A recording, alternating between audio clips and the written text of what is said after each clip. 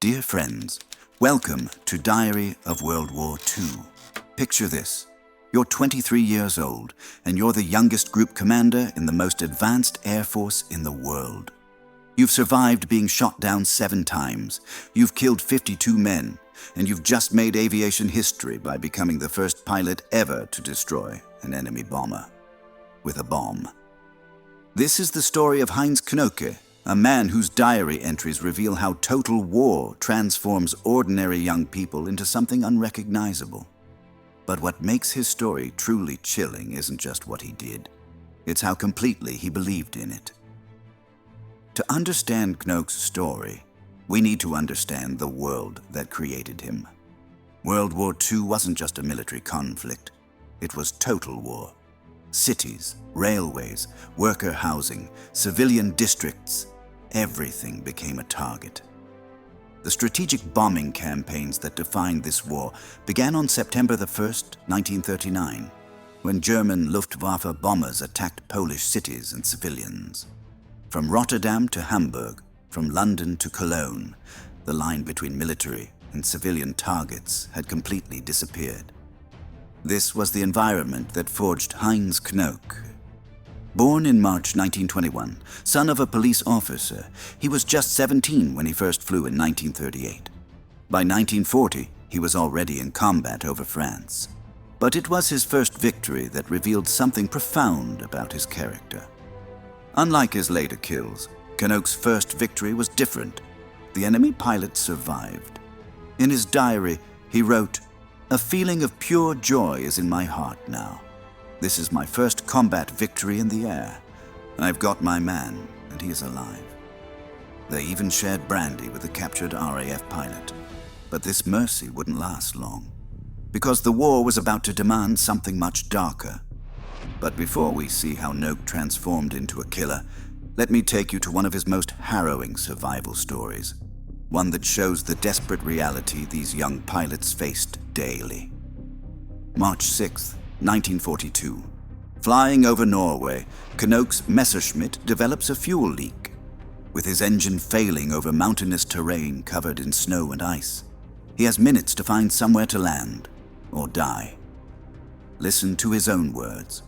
"The mountains below are all more than 5,000 feet high, covered with broad snowfields full of crevasses and rocky boulders. Hopeless to attempt a landing there. The plane and I would be smashed to bits." Finally, he spots a glacier leading into a frozen mountain lake. It's his only chance. He brings the Messerschmitt down on the ice, not knowing if it will hold the weight of his aircraft. The plane skids 300 feet across the creaking ice before coming to rest. Stranded in the Norwegian wilderness with no food except some chocolate and cigarettes, Knoke faces a terrifying reality. In his diary, he wrote, "I eat a slab of chocolate and then chew a cigarette. I chew it because I have no light. It has the effect of deadening the hunger." For 2 days, he survives by chewing cigarettes to suppress his hunger, the nicotine helping him endure the cold and isolation. Eventually, after firing his guns repeatedly to signal rescuers, he's found by an Alpine Regiment patrol. But this was just one of many close calls that would forge him into something harder.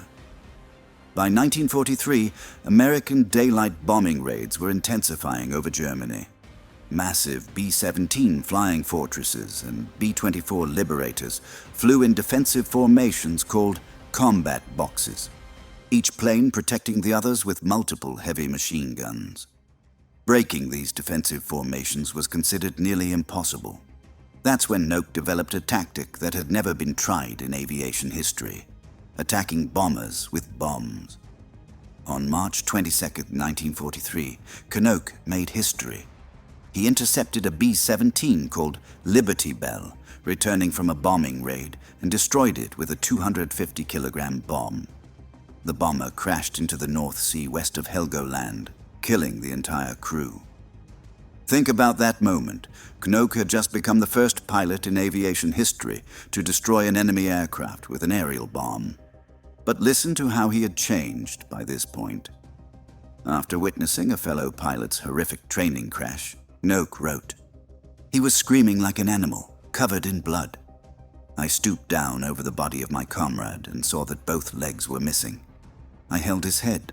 The screams were driving me insane. Blood poured over my hands. I've never felt so helpless in my life. But instead of breaking him, these experiences were forging him into something else entirely. By mid-1943, Knoke had developed what he called the instincts of a born hunter. Listen to his own words. I have developed an almost uncanny sense of confidence in air combat. I seem to have the instincts of a born hunter. I act calmly and deliberately, almost as if guided by an unseen hand. Certainly there is nothing heroic about it. But the war was taking its toll. April 25th, 1943. Shot down, wounded in the hand, part of his thumb amputated. August 1943. Hit by fragments, forced landing near Bonn. September 1943. Shot down again after destroying a P-47 Thunderbolt. Then came October 4th, 1943. After shooting down a B-24, Knoke's own plane was hit and crashed into the freezing North Sea. For 2 hours, he floated in an inflatable boat in enemy waters, protected by his squadron mates circling overhead. Somehow, he survived. By March 1944, at just 23 years old, Knoke was promoted to Hauptmann, making him the youngest group commander in the entire Luftwaffe. Think about that, commanding seasoned pilots at an age when most people are still in college. He even flew the revolutionary Me-262, the world's first operational jet fighter. But it was around this time that his diary entries began to reveal something disturbing about his psychological state. By 1944, Knoke's diary reveals a man haunted by what he had become. After shooting down an American B-17, he wrote, "I cannot help thinking about the bodies of the American crew. When will our turn come? Those men share in common with ourselves the great adventure of flying. Separated for the moment by the barrier of war, we shall one day be reunited by death in the air." His entries became increasingly dark. Every time I close the canopy before taking off, I feel that I am closing the lid of my own coffin. Sweat streams from every pore. There is nothing now, only our operations, which are hell, and then more waiting, that nerve-wracking waiting for the blow which inevitably must fall sooner or later. In August 1944, while fighting over Normandy, Knoke shot down his final victims, 3 P-51 Mustangs. But after destroying the third Mustang, he was shot down himself and had to parachute behind enemy lines. Now comes one of the most incredible survival stories of the war. Landing in occupied France, Knoke immediately encountered French resistance fighters who believed he was an American pilot. Instead of revealing his identity and facing certain death, he did something extraordinary. He approached them speaking English. "Hello, boys." Then, in broken French with an American accent, he asked them to help him find his comrades. The French fighters, completely fooled, told him that an American armored unit with Sherman tanks was just over a mile away. For hours, Knoke walked with these resistance fighters through enemy territory, all the while knowing that discovery meant instant death. One of the Frenchmen, carrying a German Tommy gun, remained suspiciously quiet. Did he suspect something? Eventually, Knoke managed to slip away and make it back to German lines, completing one of the most audacious survival escapes of the war.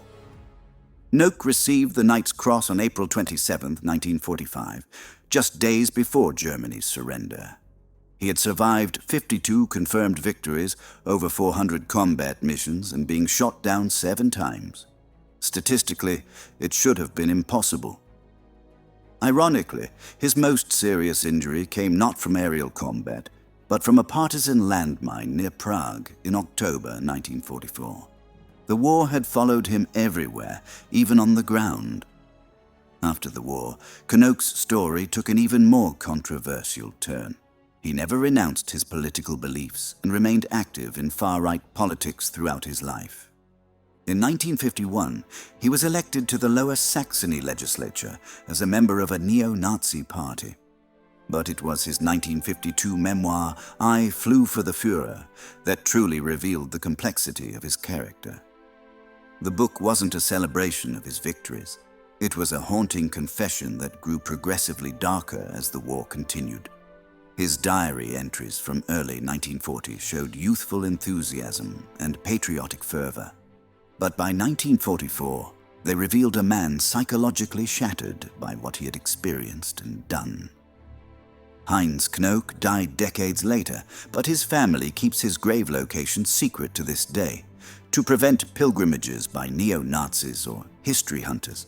Even in death, he remains a controversial figure. From chewing cigarettes to survive in a frozen Norwegian glacier, to fooling French resistance fighters while walking through enemy territory, Knoke's story shows us the extreme lengths humans will go to survive, but it also forces us to confront an uncomfortable truth: that war doesn't just create heroes and villains. It creates complex human beings capable of extraordinary skill and terrible beliefs, often in the same person. 52 lives, 7 miraculous survivals, the youngest group commander in Luftwaffe history. But perhaps Knoke's real legacy is showing us how total war can transform anyone, and how some transformations can never be undone. If this journey into one of history's most complex fighter races moved you, please subscribe to continue exploring these difficult but necessary stories. Until next time, this has been Diary of World War II.